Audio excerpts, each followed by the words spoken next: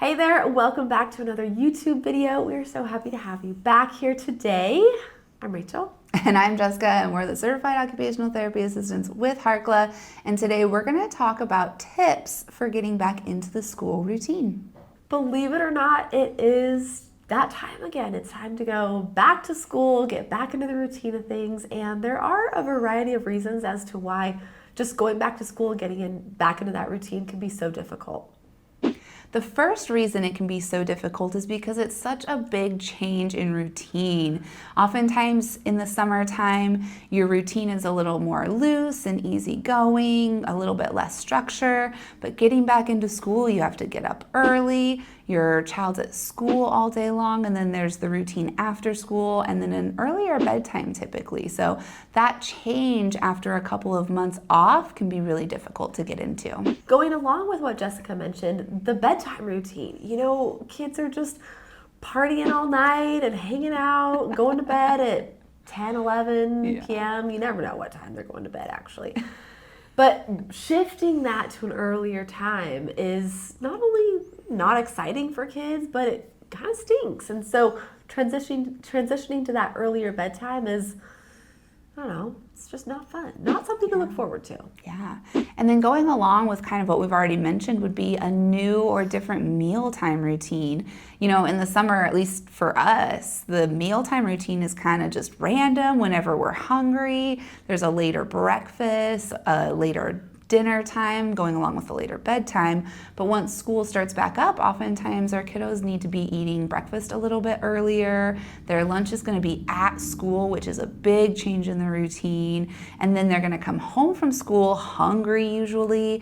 And then dinner is oftentimes more structured, or maybe dinner time isn't structured because you have all of the after school activities. But either way, it's a lot different than during the summer. And the last one here we're going to mention is just that anxiety, that sensory overload with new routines and new people and new environments and new activities, new faces. Just a lot of change can bring on a lot of anxious feelings. Yeah.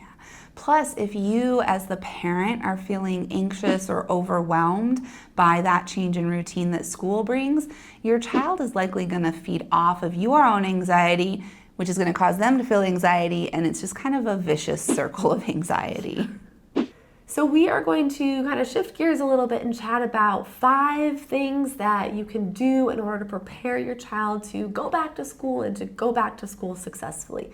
And the first one really starts with that morning routine and setting them up for success by preparing them for school with a ready body, a ready mind in the morning. Maybe you start with a fun morning sensory diet that gets them out of bed and gets moving immediately. So maybe they do some animal walks and some jumping jacks. If you have a swing in the home, maybe they spend some time swinging before they even get up to eat breakfast or get dressed. And just getting them up and moving. Maybe you go outside first thing in the morning to get some natural sunlight, even if it's not all the way bright yet. And the idea here is just to get up and get moving and wake up the body and the brain. Another morning strategy is to have a nutritious breakfast, and you can actually hit a lot of sensory points here just by fixing a sensory-friendly breakfast. You can think about adding in more temperature variations of your food, so maybe some frozen blueberries or some warm oatmeal or some really crunchy carrots in the morning, or a smoothie through a straw, so you can really get good nutrition while adding some extra sensory input just based on the foods that you're giving them in the morning for breakfast. Another tip for the morning routine is to use a visual schedule. And this is one that I actually implemented with my son when he was starting 3rd grade, because the mornings were just kind of chaotic and I was having to tell him every little thing he needed to do. And what we ended up doing was just creating a list of the different morning routine things he needed to do before school. We laminated it, and he uses a dry erase marker to mark off his visual schedule as he goes through his morning routine, and it was a game changer. It does take some practice and consistency to get into the routine of using it, so you can get it started as soon as possible and help your child go through their visual schedule, do it with them the first few times until they become more independent with it. And we do have another YouTube video all about visual schedules, how to create them, the different variations of how you can create them. So we'll link that in the description so you can watch that for more ideas. The next strategy is to create a sensory calm down corner for your child to use either in the morning or after school when they get home. We do have a YouTube video on how to create and use a calm down sensory corner, but essentially what you want to do is create a quiet, safe, enclosed space somewhere in the house. You could use an empty closet or a pop-up tent, or create a tent with chairs and blankets, and then have your child put in the things that they want in their sensory corner: pillows, blankets, music, fidgets, books, whatever they want that they're going to be able to use to go into the sensory corner and decompress after school. And then you can even have them use it in the morning before they go to school if they need a little bit of quiet time before they leave the house. That can be another good time to use the sensory corner. The next strategy is to use a bedtime sensory diet in order to meet their sensory threshold and give them that sensory input they need before bed in order to have a more restful sleep. We do have several YouTube videos and several podcast episodes on sleep and the bedtime routine, so we'll link those in the description for more specific ideas. But ultimately, you want to decrease any screen time a couple of hours before bed. Maybe try to go outside and get some good grounding, heavy work before bed, and always focus on meeting your child's sensory threshold before bed so that they're not all wired and amped up before they go to bed. And we do have more resources on what it means to meet the sensory threshold and how to do it, so we'll also link that in the description.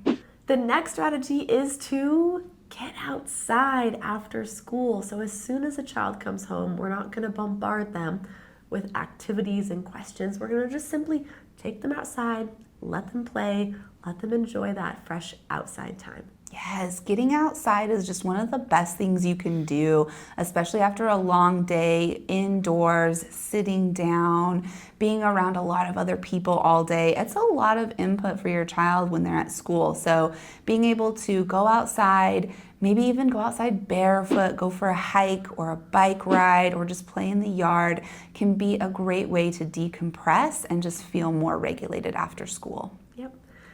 The last strategy we're going to leave you with today is to talk about the expectations. Prepare your child for what that new routine will look like, what their activities will look like, what their schedule will look like. Help them understand the change to come and what it will look like for the entire family. Yeah, using visual schedules is a great way to do this, but also just spending some time before school actually starts, maybe the week before, on the weekend, to talk to them about this is what we're going to do in the morning, this is what your day is going to look like, this is what we'll do after school and at bedtime, and just make sure you follow through with all of the things that you guys talk about, and then also see if they can come up with the things that they want to do and add into their routine, what sensory strategies they want to do in the morning, what they want to do after school, so that they have some control over it as well. If possible, do a run through before school starts. So practice going to bed early, getting up early, making breakfast, packing lunches, figure out how much time they need. If the child is old enough, have them work on those underlying skills of time management, seeing if they can figure out what time they have to leave, what time they have to wake up, how long it will take to drive to school or ride the bus to school. Run through all of that so that way they're prepared for everything to come and they've gone through that practice run and they know what's expected. That's a great tip for sure, for the whole family. Yeah. If this video was helpful, let us know by leaving a comment, and maybe if you have follow-up questions on anything we talked about, you can ask us in the comment section and we'll respond. Also, make sure you share this video with somebody who also might find it helpful, and subscribe to our YouTube channel so you never miss a new video. Don't forget to hang out with us on Instagram. That's where we love to be. You can find us at All Things Sensory Podcast, as well as at Harkla_family. And for any more information from anything we talked about today, go to the description and everything will be linked there for you to just click on and get more ideas. All right, we will plan on chatting with you next Tuesday.